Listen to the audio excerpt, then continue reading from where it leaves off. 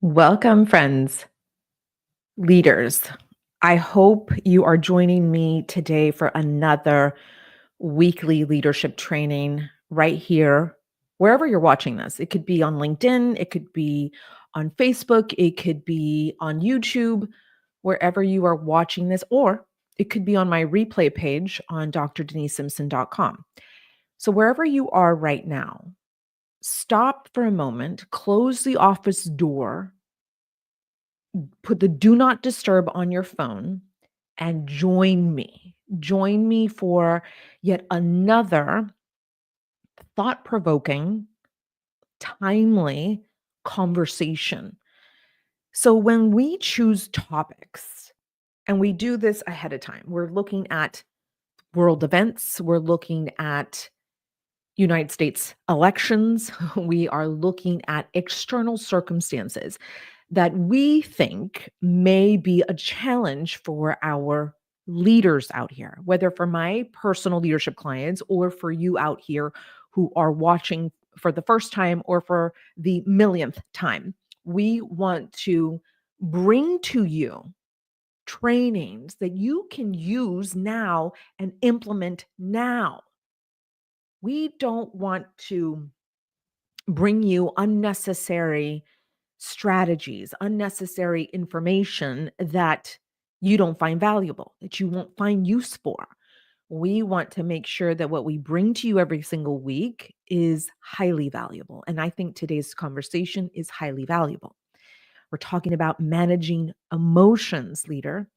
We're going to balance your emotions, your beliefs, personal beliefs, and your professional integrity, especially right now, post election. So, welcome to our weekly training session. I'm Dr. Denise Simpson. I'm honored to be here to serve you because who's serving you? I ask this all the time. Who is serving you, leader? So, while you're serving the world, while you're serving your families, while you're serving your communities, who's serving you? Who is providing you with the necessary, up to date, evidence based leadership training and development? We are in the Institute, as in me and my team. And so we do this every week because we want to, well, two things. Two things that we want to do every single week when we come to you live. Number one, we want to simplify leadership for you, because leadership is overwhelming, because leadership is anxiety filled for some of you. Leadership is confusing for others. Leadership is overwhelming. Leadership can feel more like resentment and bitterness after a while. You may also feel burnt out, exhausted. You may not feel as fulfilled as you once were when you entered the pipeline of leadership. And so when we have high emotion, our logic or reasoning decreases. So when emotion is high, logic is low. So when you're feeling overwhelmed, when you're feeling fear, when you're feeling anxiousness, when you're feeling anxiety, when you're feeling negative emotions, trust me, it's impacting how you show up as a leader. That means that you're being impacted, your decisions are being impacted, your behaviors and actions are being impacted. And so, guess who else is being impacted? Your teams, your direct reports. And so, when we come every week, we want to serve you, number one. But number two, we want to simplify leadership for you so that you can go amplify your impact. My role is to simplify leadership so you can do your job and amplify your impact as a leader. And so that always motivates us. And it's our primary mission is to simplify leadership through all of our programs and yes, through our free weekly trainings that you are enjoying every week. And then, something else that I want to do every single week for you is to serve somebody out here who is feeling overwhelmed, who is feeling highly negative emotions right now. I want to help them relieve some of that pain, relieve some of that overwhelm in their brain, in their bodies, in their nervous systems. That's the goal every week. So whether it's post-election season or not, we want to at least serve one person out here who says, oh, yeah, what you just shared, I can go and implement right away. And I feel relief. That's ultimately what we want for our leaders out here, is to feel relieved. Maybe it's for a moment while you're watching our training. Maybe it is for a glimpse. You get a whiff of what relief feels like. And maybe you just go down that delicious rabbit hole of relief. And then you come back to leadership, and then an employee brings you a problem, and then you're back to overwhelm again. That's the nature of leadership. And so these weekly trainings, make them a routine. A routine is a decision made once. Make this the routine for you. It's a non-negotiable. It'll become a non-negotiable for you every single week.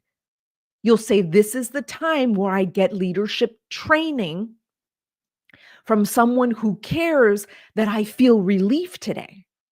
And so I'm going to take whatever topic that she brings, and I'm going to take her ideas. I'm going to leave what doesn't serve me, and then I'm going to go implement what I think could work with my team today, because I want to feel relief. That's the ultimate goal of what we want to do every single week here.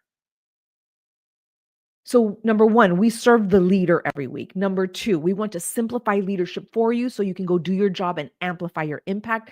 And number three, we want to help you find some relief in your day, in your leadership practice, in your life, in you serving your families, serving your communities, serving your constituents, serving your organizations. So those are the three primary goals of mine and my team every single week. So as we choose topics for you, know that that is our guiding principle.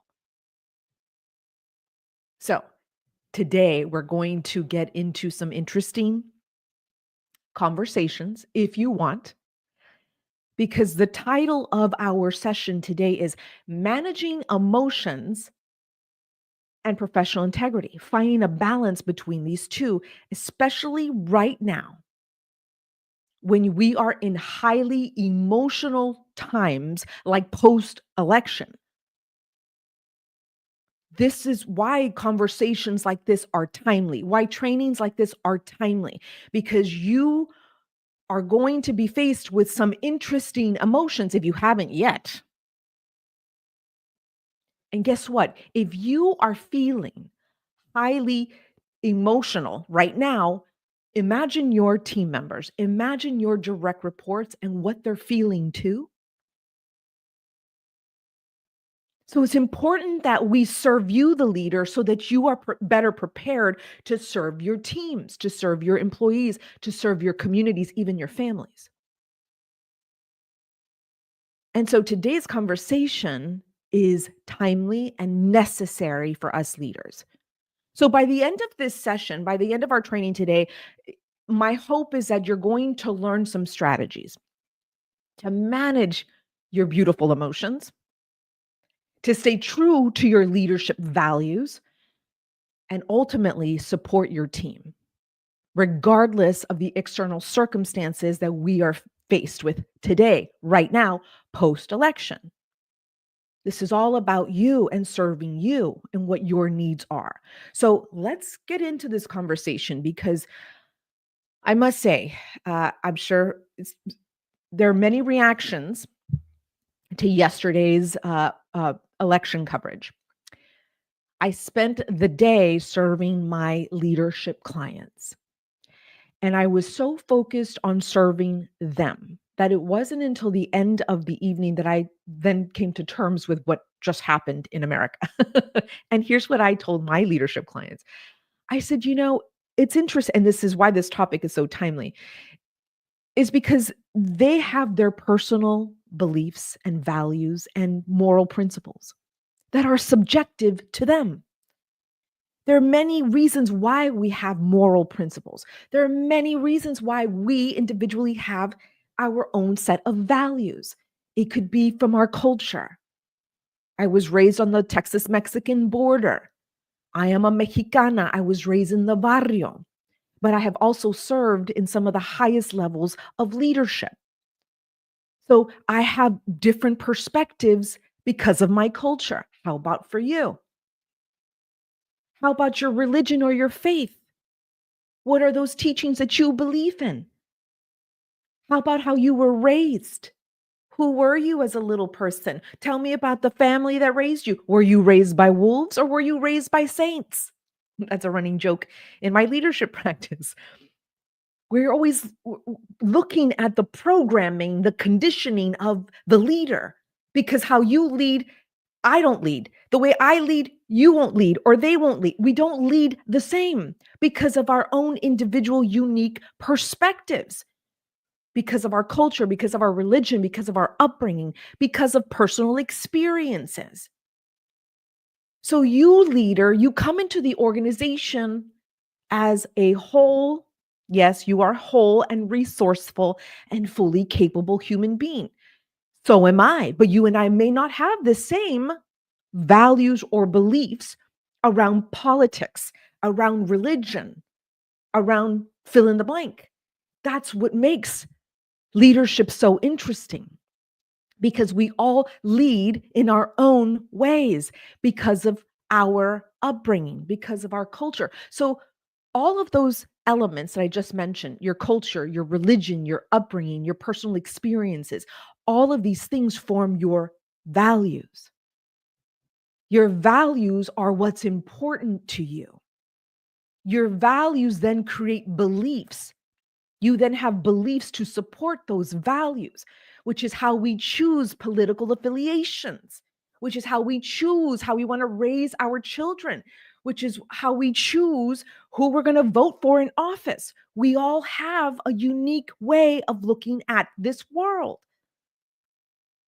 But here you come into the organization, leader, because you take your brain and your heart everywhere you go. And if you think you're going to leave your heart and your brain in your home and not bring it to the organization, you are mistaken. You are mistaken. You take it all with you, your values, your beliefs, and then you show up as a leader leading a team. And guess what? Your team members, your direct reports, your subordinates, whatever you want to call them, they too have their own sets of values, their own sets of moral principles, their own ways of looking at politics, at religion. Maybe they're looking at how you're leading them today, and they have their own beliefs about you. It's critical right now that we acknowledge that we're all individual. We have individual ways of looking at this world, and we bring those values and beliefs into the leadership practice that we're in. That's neuroscience. You can try to go box some things up in your house and not take them out for years. But trust me, you're bringing and seeping all of those values and beliefs into the organization. So, what happens then when it is post election like this and someone on your team comes in and is not very happy, who is very concerned for the country, who is not motivated to be there to serve your clients or your customers, who is having a problem coming to terms with what just happened. Maybe you too are having to come to terms with what just happened.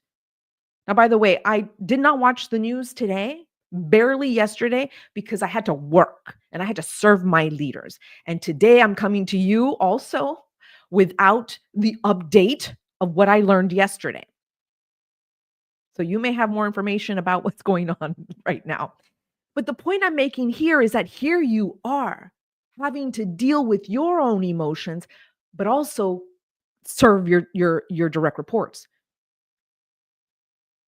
And so first we have to acknowledge that we are individuals with individual ideas and values and ideologies and political principles and moral principles. So you're not the same. And even if you do affiliate with the same party, there's some variations in there too, because there's spectrum. There's this beautiful spectrum of what you believe. But, we live in the United States where you got to put yourself into a, a a box, and you have to choose.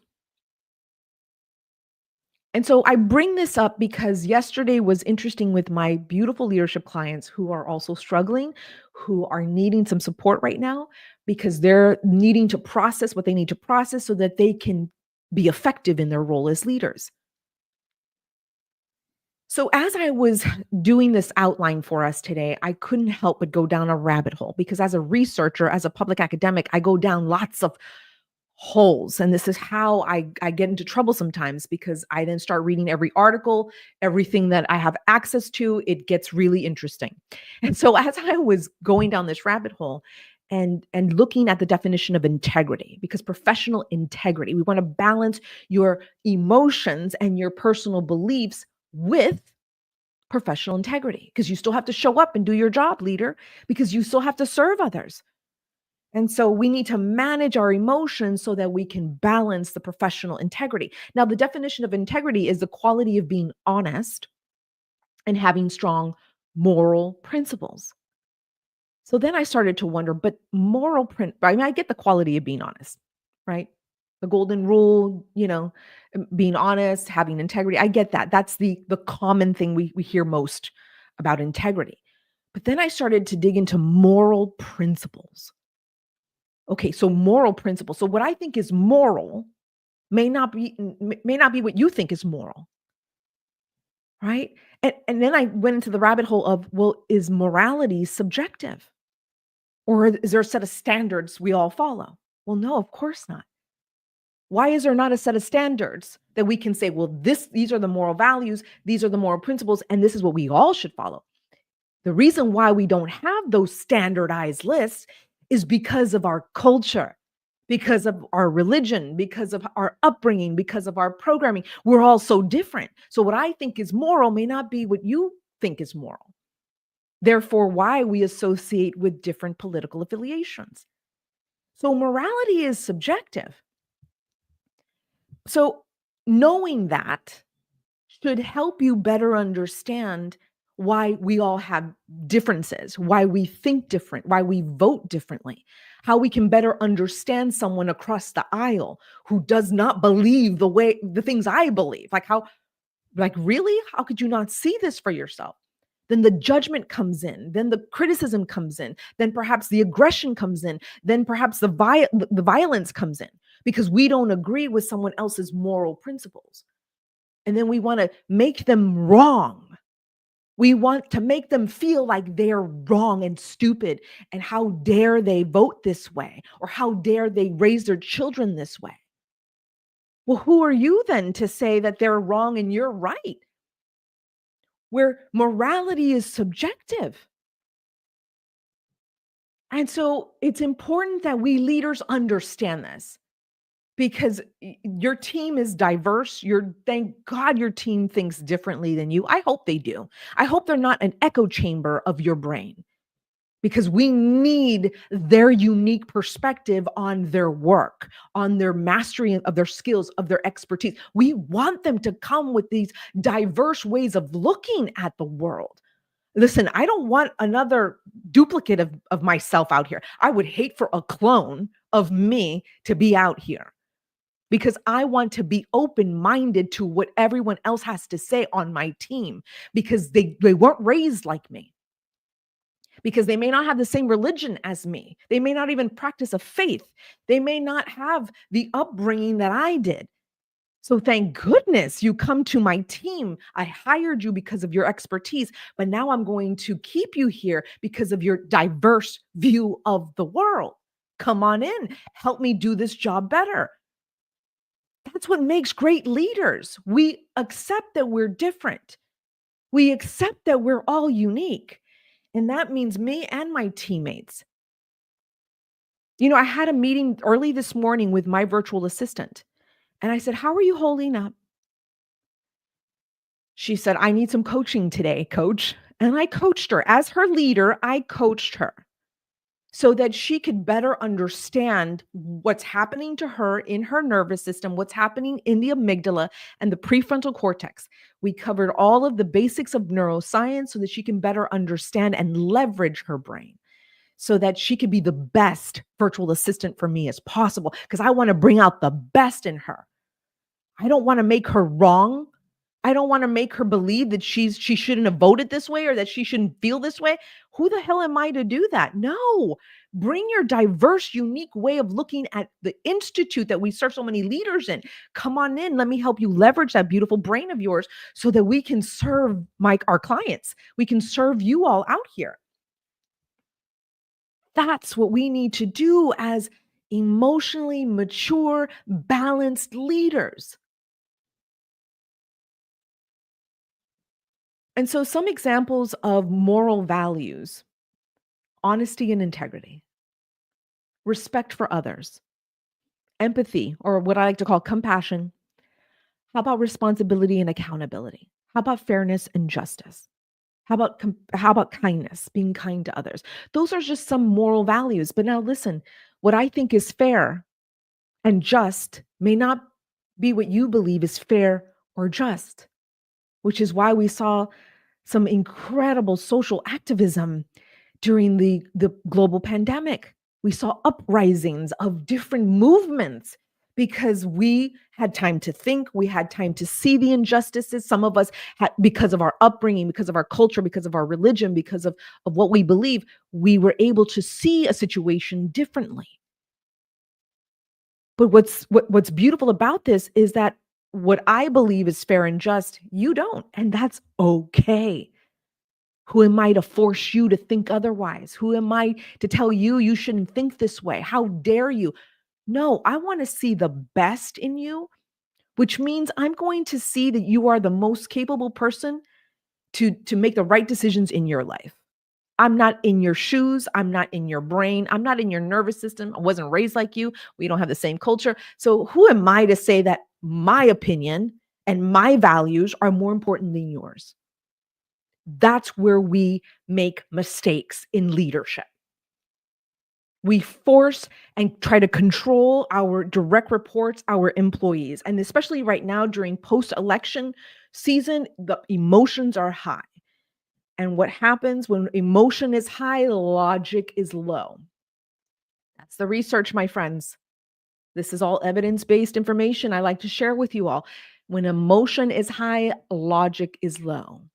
And by the way, we've talked about that thoroughly in one of our last um, live leadership trainings. If you want a list of all of them, especially the ones in October, they were all leading up to this discussion today. We build curriculum around here. So we made sure all of our live trainings were building up to this week post-election. So you're going to want to go into the live stream replay tab on drdenisesimpson.com because there you will find some of the most impactful neuroscience, neuro leadership principles and strategies that we use with our leadership clients. So you're going to want to go and take a look at the October listing, which were the last 4 or 5. So it's important that we, number one, understand we're all very different. Thank goodness for that. Thank God for that. And I'm not going to make you wrong because of what you believe. And if you're going to come into this leadership practice, you're going to be on my team. I, as the leader, will respect that about you because I'm not here to control circumstances. I sure the hell can't control how you think. I can influence your behavior while you're under my stewardship. And that is all I can do as a leader. So I'm not going to manipulate you. I'm not going to micromanage you. I'm not going to try to twist your brain to think the way I think. No, I'm going to trust that you are an expert in your skill set, in your job role. I hired you, by the way. And even if you didn't, you want to look at the best, pull out the best in your people. And you're going to want to trust them. You're going to want, and by the way, their results will tell you whether they need your guidance or not. You're going to guide them either way, but if they're creating results that are not in alignment with your performance goals as the leader, well, then you get to coach them. You get to lead them and direct them to what you want them to achieve, but you will not manipulate them. You will not control them. You will not abuse your power as a leader.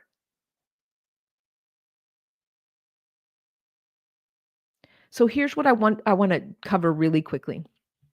Number one, we want to acknowledge our emotions. As leaders, we did that all day yesterday with my clients. We went through a list of emotions. And then I shared with them how when that emotion is hijacked, or the amygdala hijacks the brain because of that one emotion, these are the results of their actions. This is how they're acting. This is how they're behaving. So we wanted to make a correlation between that emotion and the results that they were creating. And so we were able to do that. And so, but the first thing we had to do was acknowledge there's high emotion right now. We had to acknowledge some felt disappointed, some felt defeated, some felt elated, some felt like it was the end of the world, some felt like, how do we do the next 4 years together? While others were ecstatic, they were excited. So wherever you are, acknowledge, I've got emotions about this election. Acknowledge that. It's okay. See, we leaders are not supposed to feel anything. That's the myth. That's what they've told us. There's no room for emotions in leadership. Really? Emotion drives every action you take. That's the neuroscience. So you have no emotion in the workplace. Well, then I can guarantee your results are not effective. So acknowledge you've got emotions about what just happened in the United States, and you have emotions about the past, the present, and the future. And so if you have emotions, so does your team. So do your individual employees. And it's okay to do that. And I want for you to validate those emotions. This is how I'm feeling right now. And so daily reflection, especially within the next few months, some of you may say within the next 4 years, whatever your answer is, daily reflection, no matter how long you need it for, is important. And what does that look like for some of us?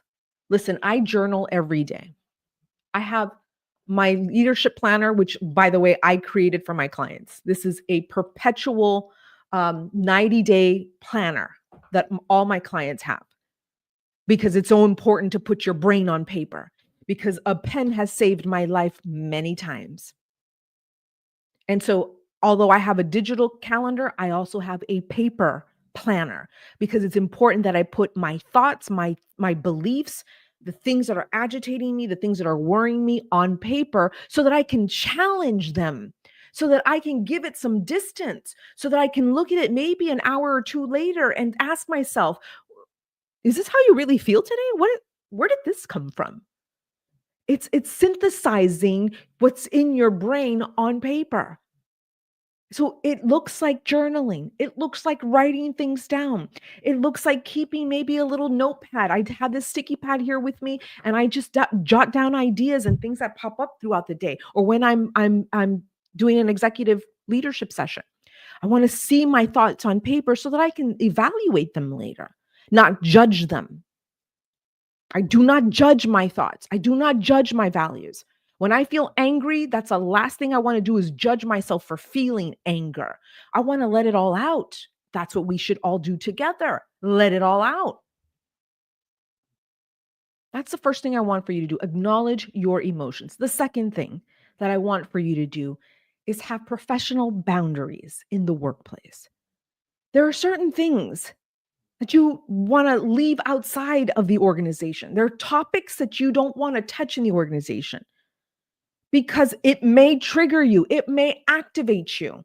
If it's a topic that you know is highly emotional for you, then think about keeping that at bay, keeping that at with a boundary. It's like, okay, there's some things we won't talk about during my team meetings. So why would I want to talk about these things with my direct reports individually? Why would I want to do that privately? There's some things that I believe I because I don't know how to navigate my emotions, I cannot talk about them in the workplace. Then set those boundaries for yourself. You're the only one that knows what those boundaries are. You set them for yourself and you adhere to them, so that when there is water cooler conversation in the break room, there's a water cooler effect, by the way. You hear somebody talking in the corner with another person, and then you want to chime in because you want to be it with the group. You want to participate, you want to engage with others. But then, they're talking about something you absolutely disagree, but then you find yourself agreeing with them for the sake of pleasing the group. How many times has that happened to us? I know that happened to me many times when I was in higher education. I mean, in the faculty lounge, it was common to want to be a part of this group, and so I was a big people pleaser. And then I realized after, "Oh my, I just agreed about this crazy topic with them, and I absolutely disagree. But look what I just did to myself." And so set those professional boundaries now, and you know what those are. Number 3, I want for you to model compassionate leadership.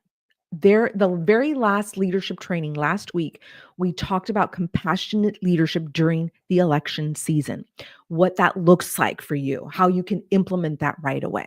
So remember to model compassionate leadership, which is everything we're talking about right now, basically. Now, if compassion is too much to ask for, because of how highly emotional you are right now, then practice neutral leadership. That is a thing. Neutral leadership just looks like telling the brain, it's okay. We're actually going to neutralize the situation by sticking to the facts of what we're doing right now as a team.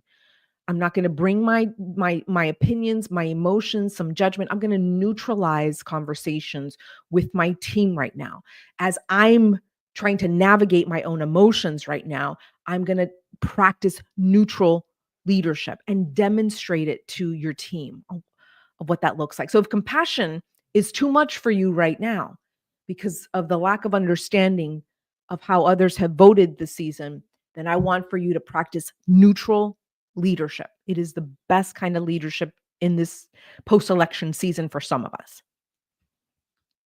And then I want for you, here's the last thing I'm going to bring to you, is always fostering a supportive environment. Listen, there's a lot of leaders out here who say, "I'm not responsible for creating an atmosphere of safety for my teammates. They're grown. They should come prepared. They should come to have these challenging conversations. That's none of my business." Listen, leader, you are the person that generates the culture. And so if you have a culture of hostility or aggression, do you think your employees are going to perform at their best under hostility or aggression? There's plenty of research that shows this is the last thing we want to do, is to create unsafe employees who are under our leadership direction. And so it is our responsibility to foster a supportive environment. And that could look very simply like, "Hey, if anybody needs a check-in today, I'm doing some individual check-ins." When we talked about compassion check-ins last time, again, go back to that last leadership training session we just had last week, where we talked about compassion check-in. We're not doing performance check-ins. We're going to do some compassion check-ins so that it's not with the team, but it's individually, so that we can bring them in privately, and then we can better, navigate our own emotions while they're telling us what's troubling them. And you can do a compassion check. Call it something else if compassion is too much for you. It could just be a simple check-in. You send them an email. "Hey, listen, if anybody needs to, stay a little later and have a conversation with me, I have 15-minute openings this afternoon. Why don't you come and visit with me? Send me an email. Let me know you want to meet." And that gives them an opportunity to be heard, to be seen, to be understood. Because isn't that what we all want in this life, is to be seen, understood, and to be heard? Well, your employees want the same thing. And so if something's troubling them, like these external circumstances, like post-election results, and we have a way to support them, this is where we, the leader, practices the emotional maturity. This is where we then see them as whole, complete, and resourceful individuals. They voted the way they voted because of their values, of their culture, of their religion, whatever they believe. I want to trust that they did the best for themselves. So I'm not going to judge that, because I voted the way I trust is the best for myself and my family. And so that's emotional maturity. And this is how we get to balance and managing our emotions with professional integrity. So, what are your moral principles in your leadership practice? Jot them down if you have to. If they're unconscious to you and they're not at the prefrontal cortex right now, write them down. Put them so that your brain can see them. Okay, well, I believe in honesty. I believe that we are kind to each other. I believe that I should practice compassion here. I believe that I'm fostering, a psychologically safe environment. These are some moral principles that I'm going to bring and I'm going to stay steady with. I'm the anchor in this for this team. So when the ocean is, when the currents are high, when tide is high, when there's a storm on the surface, I'm the anchor at the bottom of the ocean and I'm holding us steady on this boat. And I'm going to make sure that every single one of my employees is safe. Those are some moral principles that you're going to want to write down just so that you stay conscious of the things that you want to represent. But again, knowing that we're all individual, that we all have our individual values and beliefs are important to us. So those are 4 things that I wanted to share with you. Let me cover them very quickly again. Acknowledge your emotions. Do that with pen and paper. Number 2, set professional boundaries for yourself. You know what activates you as a leader. You know right now times are interesting and there's things that you just don't want to talk about. Make sure that you set those as boundaries. And then number 3, I want you to model either compassionate leadership or neutral leadership. If compassion is too much for you right now because you're not feeling compassionate about others right now, then neutral leadership will be your best alternative. And then number 4, you're going to want to foster a supportive environment. Create space for your team members to express emotions safely. All right, leader, listen, again, we come every week. We want to serve you. We want to simplify leadership for you. We want to bring you relief with these topics. That's the whole point of why we come every single week. Now, if you are a leader who wants to measure their impact, because remember, when we simplify leadership, you want to go amplify your impact. That's your job. My job is to help you simplify leadership. Your job is to go amplify your impact. I have an assessment. This is evidence-based, research-backed assessment that I created, my team and I created. It's the leader impact assessment. You're just going to go to drdenisesimpson.com/assessment. It is the leader impact assessment. Again, it's 3 minutes to take, and then you get a full PDF report on your measurements. Listen, we want to quantify your impact. I know there's things that we can't quantify, right? Like the art of your leadership. But if you want to quantify your impact, this is where the science comes in. And this is where you're going to want to go and take this assessment, 3 minutes, and then a PDF report on your results. Yeah, I mean, we spent a lot of time creating this assessment for you. So drdenisesimpson.com/assessment. Leaders, thank you so much for joining. And if you're watching the replay, we certainly enjoy comments, your insights, your questions, your feedback. We know that you're busy right now, so make this a routine every week to join me. And if you're not following me, you're going to want to follow and connect wherever you are so that you get notified of these live trainings or get on my email list right here through this assessment. You will then automatically get on my email list so that we can send you those notifications when I go live. All right, leaders, thank you so very much for your time. I am here to serve you. Again, comments, questions, put them below so that I can answer them right away. I'm wishing you all the best during post-election season. I'm going to be here next week again for you with another topic, another timely topic to simplify leadership for you so that you can go amplify your impact. All right, everyone, have a wonderful day. Take very good care. Bye-bye.